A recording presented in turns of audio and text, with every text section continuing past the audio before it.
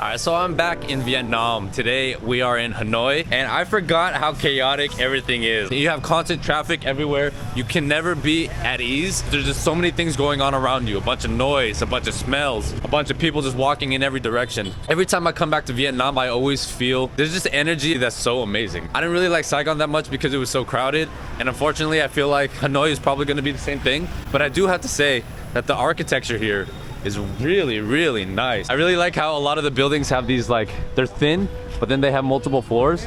This is something that's characteristic of here specifically that I think Saigon doesn't have. Saigon is more traditional in the sense where they have like normal homes, a lot of skyscrapers, that kind of building. Whereas here in Hanoi, people say it's a lot more traditional, and I can see why they say that. But I'm gonna be honest, this is too overstimulating for me. Like, I just arrived today and I already felt just like extremely stressed out being in this environment. This to me is just way too chaotic. Vietnam is a cool place, but this is not for the light traveler. This is like level 3 traveling. That's how intense it is. You're gonna be in for a rude awakening if you haven't experienced anything like this before.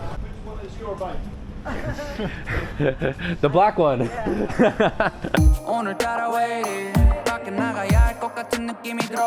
I always feel like I'm gonna get scammed in a second. Yeah, totally. This place is just as crowded and chaotic as Saigon is, but I feel like there's a lot more history here in Hanoi, which makes it interesting. And I know exactly what you mean, Peter. Like, this city has a charm about it that's really nice. Look at all the tourists on the side, I guess, just hanging out. 2 years of living here, and finally I'm here. It's the first time you're here. Let's go. Yo, no, but I get you too, because like after living in Poland and Krakow, I'm like, I haven't done any of the tourist stuff, nor do I want to. There's like barely any space to walk either. We're trying our best just to kind of figure out how to pass through. Na zdrowie. Na zdrowie.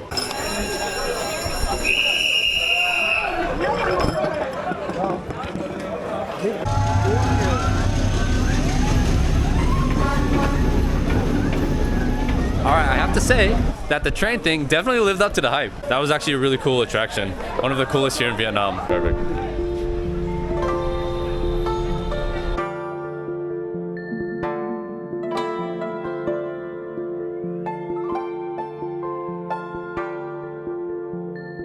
We're walking around the Temple of Literature. There's around 70,000 dong to go in, so like just a couple bucks. Walking around, we were talking about how Polish is such a unique language and they only speak Russian here, and literally a group of Polish people, like a tour, came up right behind us. And my buddy and I, we looked at each other, right? There's no epic way. Yeah. Yeah, no problem. Anh nghĩ là chi là em. Chi là em không phải là chi là kem dưỡng da đúng không? Là kem. One of my favorite things to do, just anywhere in Southeast Asia, are get these foot massages. Peter, it's his first time getting a foot massage. How are you feeling? Let's go. It's not bad. It's not bad. Dude, it's the time. Warming up. Tiếng biết nhưng mà anh hiểu, nhưng mà anh biết nói là anh không hiểu như thế nào đúng không? Cố tình là anh không hiểu tiếng Việt. So the big elephant in the room here in Hanoi is clearly the pollution. Funny enough, I think the city is actually way better than Saigon. There's something about the vibe of the city that is just beautiful. It feels more traditionally Vietnamese, but it's one of the most polluted cities in the world, if not #1. I've actually seen in some charts that Hanoi is #1, and you feel it. As soon as you land into the city, you just see this cloud of smog all over the city. It's actually really bad. When you're on the motorcycle, you have to wear a mask, because if you don't, a lot of people end up like waking up. They have like a headache because the pollution is so bad. Look. It's just non-stop chaos everywhere you go. But the honking isn't necessarily just people getting mad at other people. It's to let other people know that you're there. Like, you have some just trash on the sidewalk. I think today's trash day, so they're gonna pick it up. It's a dirty city. You know, Vietnam in general is just quite dirty. I feel like when you're in Southeast Asia and some of these countries, you just kind of get used to it and it's not that big of a deal. And you see the bathrooms and yeah, they look gross. They look like they could be a part of a Saw movie. But once you realize it's not that big of a deal, then you just kind of get over it. But despite all of this, this city has something that I feel like Saigon does not, and that's charm. And it's beautiful, especially when you're driving around at night. I highly recommend people use a motorbike. You can either get your own, or you can just use a Grab motorbike, which I recommend, so you don't have to pay attention to driving, and you can just pay attention to the sights. Buildings, the architecture, the way everything is, the lights. This city has the vibe. It just has the energy that I want from a proper Southeast Asian city, you know? And I think Saigon is just too developed and a completely different vibe. Đặc sản bánh đa Bắc Giang đây. All right, trying to cross the street here is a mission. Okay, I got it. Jesus Christ. Okay, so we arrived to Kongyuan Tong Nhat National Park. This is like finally some peace and quiet here in the middle of the city.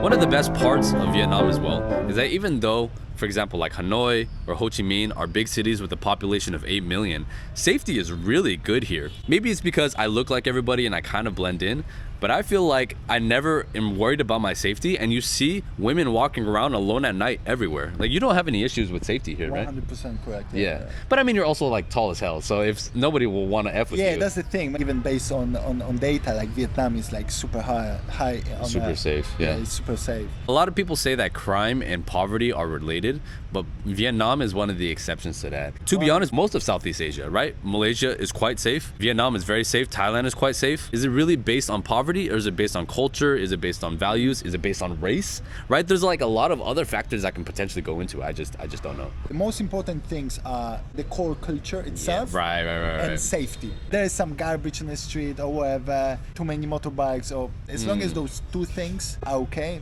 I don't mind. And you're not gonna get stabbed, at least. Yeah, The violent crime here is very rare. Exactly, and that's a very good point. I was gonna see you, man. Yeah. I'll see you whenever. So I did some shopping. One of the reasons why I love coming back to Vietnam is to buy some clothes. Now, there's certain things that they don't do super well. You really have to feel the fabric to see if you like it or not. Some of them are made with a lot of like polyester, especially like the jackets. They look good, they kind of look cheap at the same time, so you kind of have to know where to look. But in my opinion, their dress shirts are almost always really good. And if you get regular t-shirts as well, those are actually quite good. Let's see. I also got this pair of jeans. I was looking for like a dark pair of straight jeans for a while, and these are pretty good. And in total for both of these, I spent around like $40, so it's around $20 each. The way that I see it is everything is built here anyways, right? So you might as well get some good clothes. I think when it comes to denim in general, Japan is probably like better for that. Korea has a bunch of really nice clothes too, so I don't want to buy a ton of stuff, but surprisingly the clothes here in Vietnam that you find are pretty good.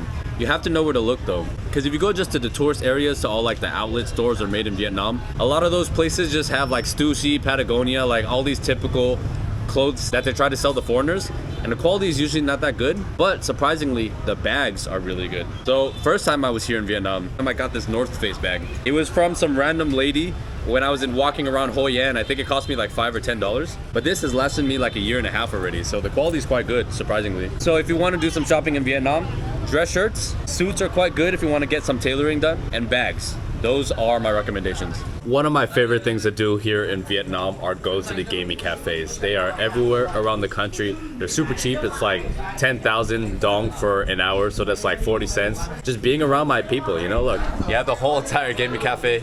Everyone's focused on their game. When I spend time here in Asia, I always come and play computer games. It's just what I do. Hanoi is an interesting city because I didn't think I would like it that much, but I really do. It's dirty, it's chaotic, it's very polluted, it has all the problems of some of the other big Vietnamese cities, but there's a vibe in the air that is very, very charming. The architecture is really beautiful, the people are super nice, and just when you're driving through the streets, I don't know, I just got this feeling of happiness and excitement that I felt when I was driving through Da Nang. So on a scale of 1 to 10, I have to give this city an 8 out of 10. Let me know what you guys think. I look forward to coming back here in the future, and I will see you guys on the next one. Peace.